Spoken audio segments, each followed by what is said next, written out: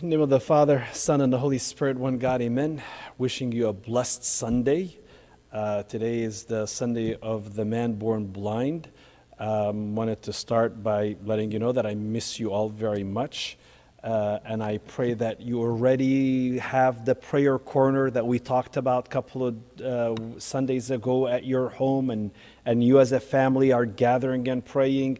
And then I hope that you printed Psalm 90 and that you're praying Psalm 90 daily. And I encourage that there is progress. Yes, the church is not assembling, but the reality is there is a church in your house. Yes, the church is not assembling, but now we have church in every house. In the book of Philemon, it says that, when St. Paul is sending the epistle to Philemon, is that he's referred, church in your house. So now I pray that, all your churches in your house are flourishing and are growing, and that your family are bonding, with that in that prayer corner. And this is one of the silver lining, and we're going to talk a lot about silver lining today, okay? But let's go through the gospel today. The gospel was regarding the man born blind. And the man born blind, it starts John 9:1. It says, Jesus passed, he saw a man was blind from birth. So in other words, this man was born blind. And then the disciples, they come and they ask him. And I want you, we're going to learn a lot from some of these things that we're going to cover today. But look at the question, because sometimes we today are asking questions that may not make sense in a sense. Like, well, let's say, Rabbi, who sinned, this man or his parents, that he was born blind? Think about it for a second. So if this man was born blind, where is the opportunity for him to sin? So, Rabbi, who sinned, this man or his parents? So, really, the first part can be him, it can be the man, because he was born like that. And then he goes on and he says, well, him or his parents, because there was the perception in the old where men, basically, if they encounter a problem or a trial or a sickness, it could be from sin. Even Job's friend, when they came and they told him, oh, this must be happening because of your sin. And that's not how we see things. There are going to be trials. God doesn't tempt us with evil. But in the temptation, he gives us a way out. He allows the temptation and he limits it, okay? So it goes on. It says, Jesus answered them.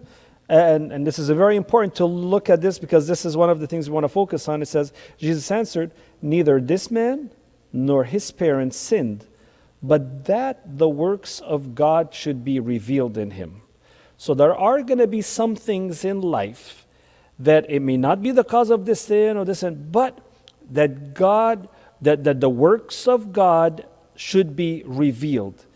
And I hope that we start looking at some of the things that we're going on today, is that how the works of God should be revealed, instead of getting bogged down. Is this the judgment of God? Is this from God? Is this from Satan? And a lot of times we get, is this the end? We get a lot of bogged down, but then we don't look beyond that. And really, the goal of today's discussion is that we ought to look beyond that, and that the works of God should be revealed. And everything that happens in my life, I got to ask myself, how is the works of God being revealed in this? Okay. Then it goes on in verse 4. It says, I must work the works of him who sent me while it is day. The night is coming when no one can work. When you study this verse, basically it says that when it's day, when the human is alive, this is the time to work. There is going to be a time where that spirit is taken away and there will be no work. And it's a good reminder for us reading the scriptures, is that I ought to be running the race, my spiritual life, focusing on my spiritual life, and so on.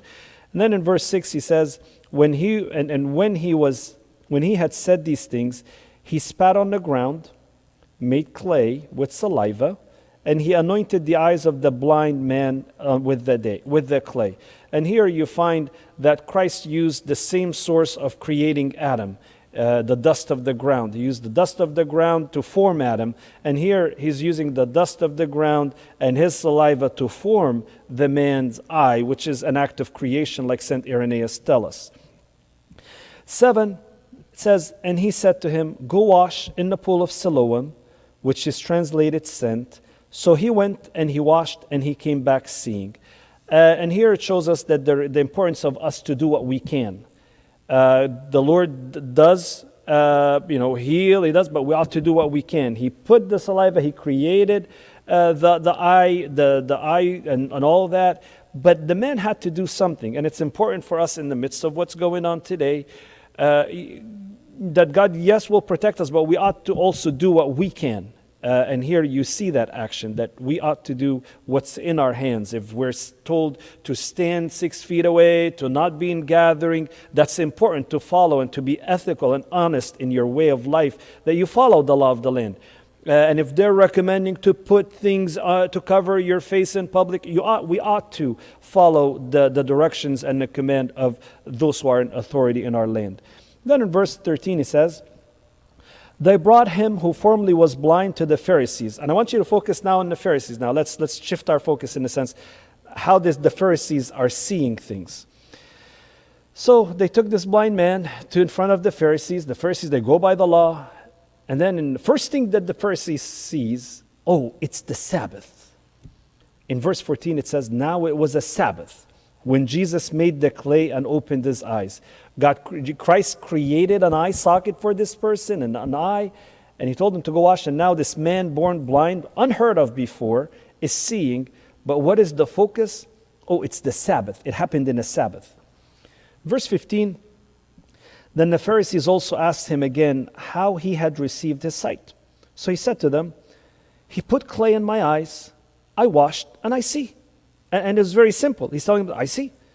Therefore, some of the Pharisees said, this man is not from God, because he does not keep the Sabbath. Here you see an act of something that is unheard of, an act of creation, and then we miss that main thing, the act of creation, and we're focused, our eyes is totally on something that is not really, missing the elephant in the room.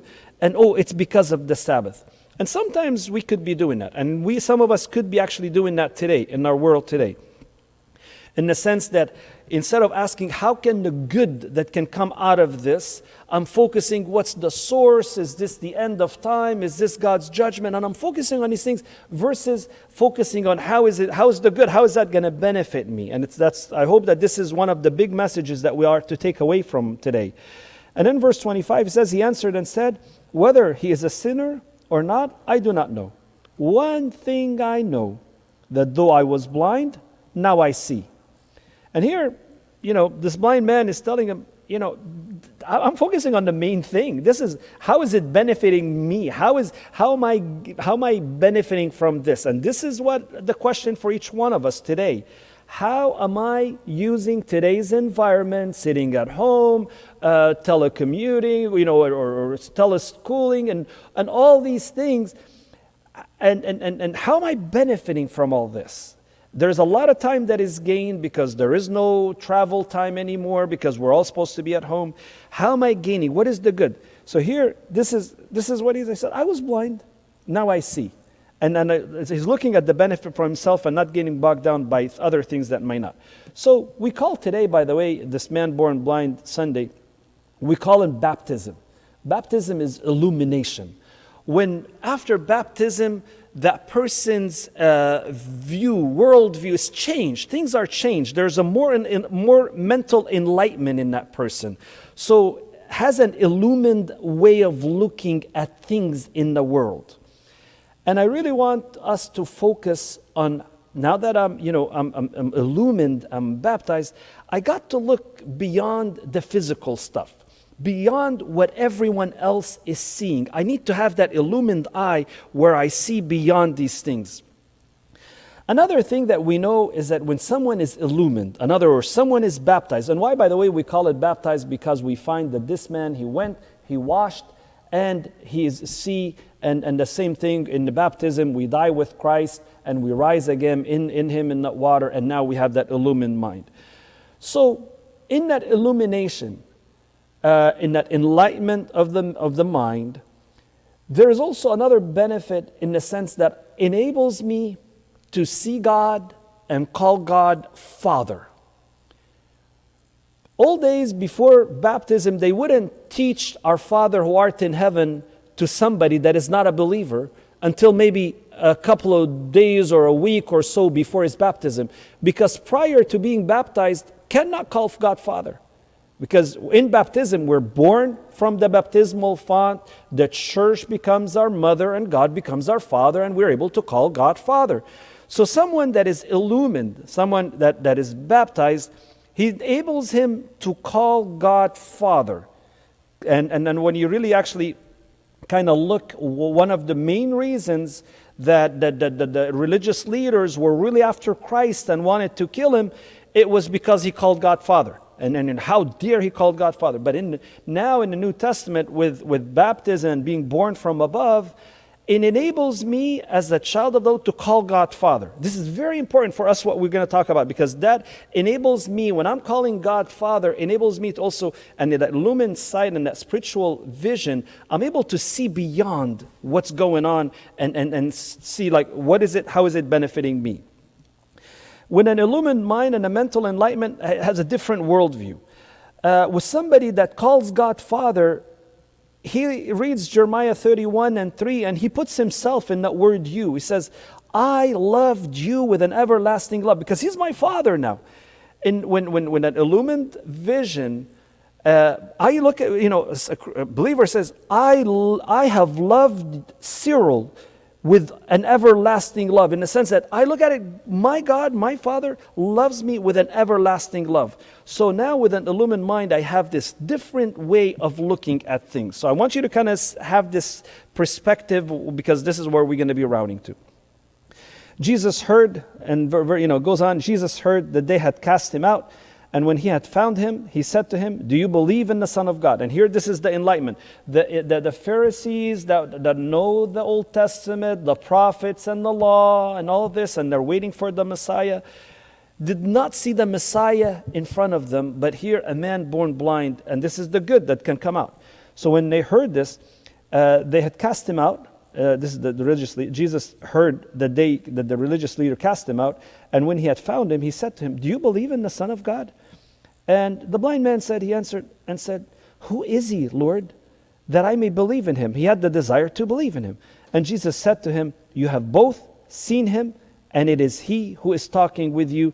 And all of a sudden, the benefit that, not just seeing his physical eyesight, but also that man that was born blind, the benefit of all that, he's able to see with spiritual vision, that he said in verse 38, then he said, Lord, I believe. And not only that, but he worshiped him. So the silver lining of all this. So today, we present this now it's famous, it's all over the place, this virus, and it depends on how you see it. You show this to somebody that in the medical field, they say, yeah, look at the protein and the spikes, and that's why we call it corona, and how it's protected from the outside, and the virus is all the inside. And you look at it from that way. Many people look at it from different ways, and in the sense that, they look at this virus and they say, yeah, it's important to flatten the curve and to not. So everyone has a different perspective on how we see things. And the question for us is that how we ought to see things from that spiritual vision that we see beyond what the rest of the world is seeing. Certainly, this is fearful. Yes, it's fear, and it's, there is a natural instinct in a human, fear, because if we don't fear, we could do a lot of things that we will regret. So there is fear, but we don't let that fear grip us. As a spiritual, somebody that maybe in the world will feel despair or anxious and I have to say, we agree, it is a deadly virus. It is highly contagious, and we see these things, but then with a visual perspective, it's important to see beyond these things. There is a silver lining in everything. And after every cloud, every darkest night, there is going to be a dawn. So question for each one of us, and every cloud has a silver lining. Every cloud has a silver lining.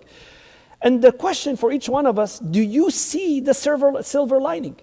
Do you see, where is your focus? And that's important now with somebody that has an illumined vision. Where is the focus? Are we focusing on the dark part of the sky, and oh, it's gloomy, it's dark, and there's, this is the end, this is, I'm focusing on stuff that really, it's not going to, the main goal, just like the Pharisees, they focused on, oh, it's the Sabbath. But where is our focus as a believer, as a children of God? Is our focus on the darkest part, or is our focus on the silver lining, or are we focusing on the dawn at the end, and this is not the end?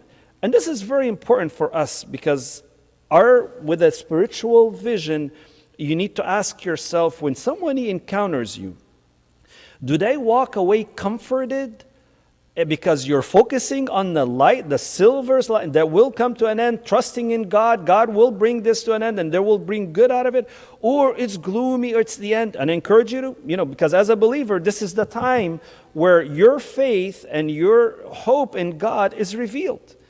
And it's going to all hinge on where is your focus, okay? So where is the silver lining? And as someone that has that illumined sight, he looks at things and say, my life is in the hands of my Father. Remember, illumined, he sees God, Father, after that baptism. And I say every day we pray, our Father who art in heaven. It's my Father. So when someone sees, yes, there's fear. Yes, there's despair. Yes, there all these things are happening. But I look at things as my life is in the hand of my Father. That is huge. And it's extremely comforting.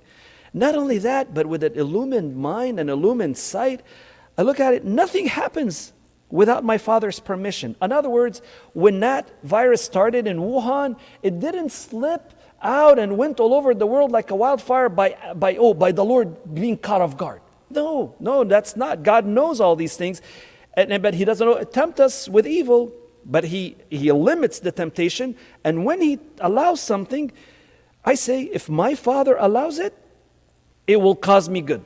Me dealing with it, if He's allowing it to me, there will be good that's going to come out of it. So I hope that we are kind of start thinking is that, my life is in my Father's hand. Nothing is happening, catching my Father off guard. And if my Father is allowing it, I trust that He's able to bring good out of it. And not only that, but with an illumined mind, an illumined sight, vision, my Father will not tempt me with evil. That's not my Father will not tempt me with evil. Satan will tempt me with evil, and Satan is the one that tempts me, but my Father may allow it and may limit it. And so here we say, my Father will not tempt me with evil, but with an illumined God, with an illumined eye, He's not going to over-tempt me. He's not going to allow the devil or Satan to over-tempt me, and he's going to, by the temptation, he's always going to give me a way out. And I always have that with a illumined mind. I need, in the midst of the trial, I need to see the way out. And with an illumined mind, if God is allowing this, and I'm in the midst of all this, I need to ask myself, and the question here is that where is the silver lining? And I want for you, each one of us, to identify what's the silver lining. We're going to focus on one silver lining. Could it be that my Father is warning me? And God doesn't. It's not like the punish. No, I would take it. Yes, He's allowing this to happen in the world, and that ought to be a warning sign for me. So the big question, which we talked about several weeks ago, am I going to allow it to destroy me? I'm going to allow it to shape me or develop me? And I really hope that we're looking at these things that's happening in the world. That how can I use this to develop me and grow me?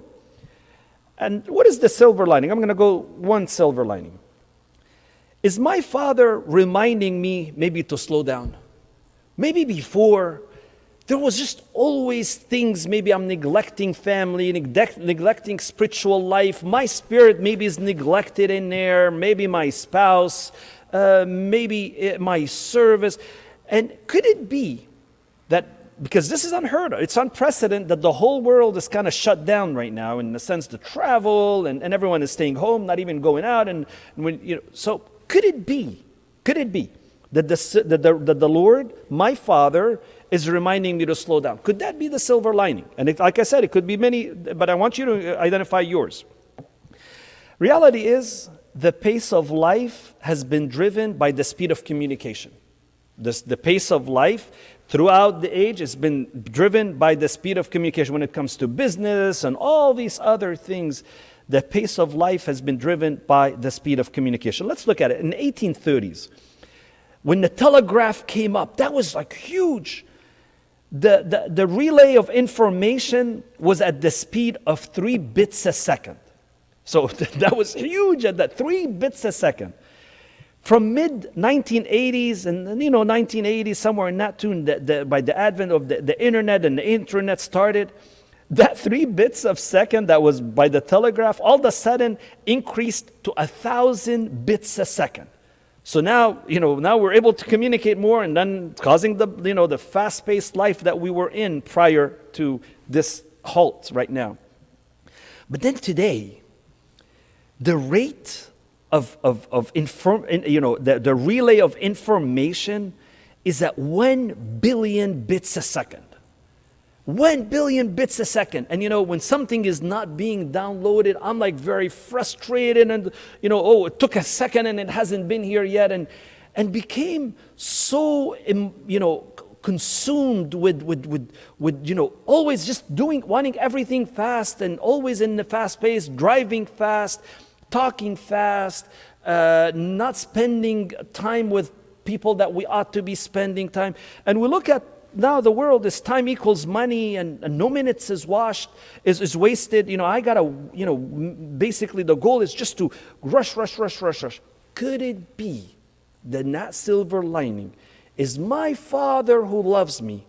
The good that can come out of it, instead of focusing on the other things that takes our focus away, could it be that my Father is telling me, Habibi, slow down a little, and it's causing that? You choose your own silver lining, but I need you to ask yourself, could it be that now when the Lord is telling me to slow down and He's telling me, be still and know that I'm God? Another, spending time meditating in a quiet area, in a space, and nourishing that soul and connecting that spirit to the Lord, meditating on the things that has to do with the Lord. Could it be that the silver lining out of all this for me is that slow down? And shame on me, by the way, when the world goes back and starts running again and humming, that I go back and things and not benefit from this environment. So it's a good verse, by the way. Be still. Sit, meditate in the morning, spend time with the Lord, nourish that spirit. Reality is, in the world, we have our body. We take care of our body really, really well.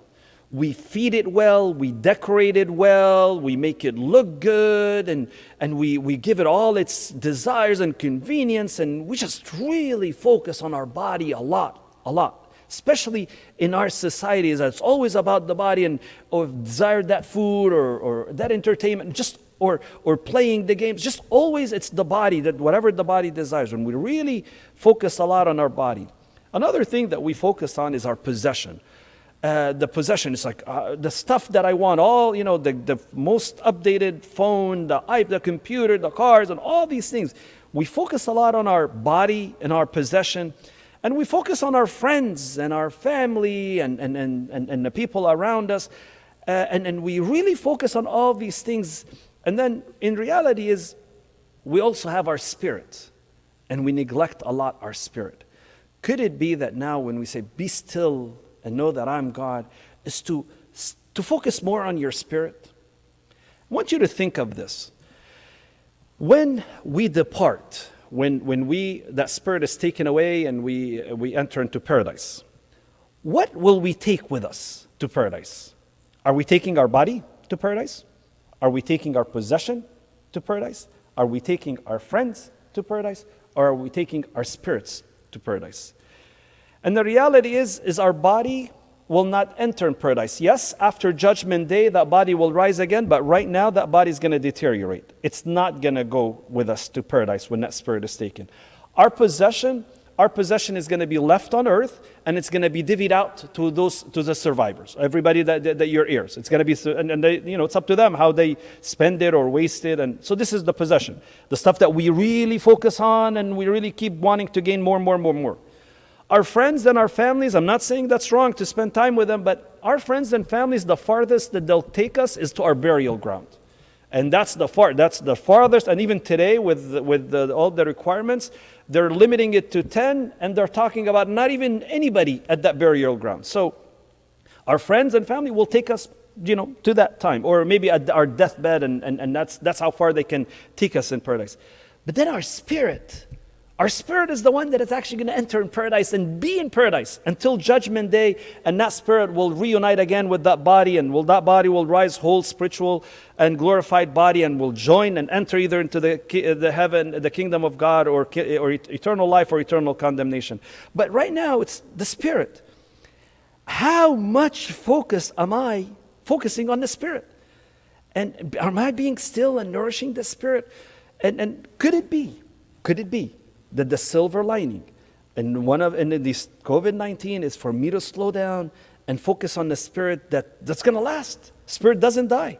The body dies, the possession will deteriorate. My friends and family, they'll take me to a certain point and that come, and we'll join them. They'll join me again. But maybe we need to focus more on our spirit, on our meditating, on being still and knowing that I am God. It's very important for us to have that mentality, to kind of refocus and not, miss the elephant in the room and focus on things that may not be as important. I want to focus on one verse, and it tells us, from a spiritual vision as well, how we ought to deal with trials. In James 1:2, it says, "My brethren, count it all joy when you fall into various trials." So one of the first things that we learned from this verse, it says when you fall. It doesn't say if. So in other words, trials are inevitable. Things will happen. There are going to be trials in the world. And then another thing that in James, that same verse again, it says, "My brethren, count it all joy." We said when, because that means it's going to happen when you fall into various trials. In other words, these trials are going to be unpredictable.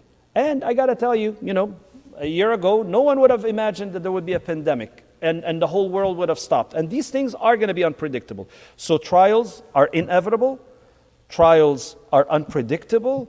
And then another word in that same verse, it says, "My brethren, count it all joy when you fall into various trials." And then, "knowing that the testing of your faith produces patience." So I know that these trials are unpredictable. They will happen. But with the spiritual vision, there's going to be something produced. And here, this is something that is very important with a spiritual eye. When I'm in the midst of a trial, when I'm in the midst of a pandemic, there are purposeful. Purposeful in the sense that it can make me do things that can benefit my eternity and my spiritual life. So in James, it produces patience. So me, with an illumined mind, I got to look at how is it purposeful? How am I going to benefit from it? How am I going to grow spiritually with it? It could be developing your endurance, your character. And how do I react? Same verse again, by the way. "My brethren, count it all joy when you fall into various trials." In other words, when I see, yes, this unpredictable, and they're inevitable, and I ought to, they're going to happen. My reaction is for me to rejoice, to be happy. So in and what do I rejoice in? It's because there's purpose. There's purpose for it. Rejoicing for the trial, and we say for the trial. We don't rejoice because there's evil no, we're not. We're not that way. It's that we look at it. This is being allowed. I'm in the midst of this trial. I'm going to rejoice for it because it's going to benefit me in that sense. It's going to give me something that will benefit me. So, "My brethren, count it all joy." And why do we rejoice? Rejoice maybe for the trial is maybe because it's perfecting me. Maybe it's developing my family relation. Maybe it's developing my endurance. Maybe developing my character, developing my patience. How is it developing? And it's important for us to rejoice. One of the things that could be coming out of this is that maybe it gives a person that sees people lower than him or not. We're all equal. We're all children of God. Maybe one of the benefits that could be person that sees people subordinate. We're all equal. That you'll find that this virus doesn't matter with head of states, actors. There's no discrimination. We're all equal. Another thing that maybe we can also learn from this is that we're all connected in the sense that when I take care of myself and I protect others from myself, if I'm staying home, it impacts the other by saving them from something that I might have. So we're all connected. Our decisions will have, impact on everyone. And then also another silver lining, could be a silver lining for some people, is that the importance of helping others, checking up on people, serving those who are elder or are not able to do. So it's important that with an illumined mind, an illumined vision, that we ought to always see that after every dark night, there is a dawn. This will come to an end. And the question for each one of us, what is your silver lining? And where is your focus? Are you focused on the dark? Or are you focused on it? How is it going to benefit me? I pray that God will help us to focus on the silver lining and see how what's going on in the world benefit me and change my life, that God forbid when everything is going back in normal, that I will not fall back into the prior situations. I want to close by some of the quotes that Pope Shenouda, blessed memory, is very famous for. He has 3 quotes. He says this: during every trial, remember, God is present. And this is a good thing to always remember. It's good to say, when people come, you're gonna either spread hope, because hope is contagious, or you can gloom, or you spread fear. How do you deal when people talk to you? A good one is God is present. Rabena mawgoud. This is one famous. Another one that Pope Shenouda, blessed memory, always says is that everything is for the best. Kullu lil khair. Everything is going to be for the best. To those who love God, everything to the best. And I hope that I'm telling you this, is that for us to use this language, that we instill hope. That our focus is always in the silver lining, not all in the gloom. Okay? It will come to an end. And I got to tell you, this pandemic will come to an end.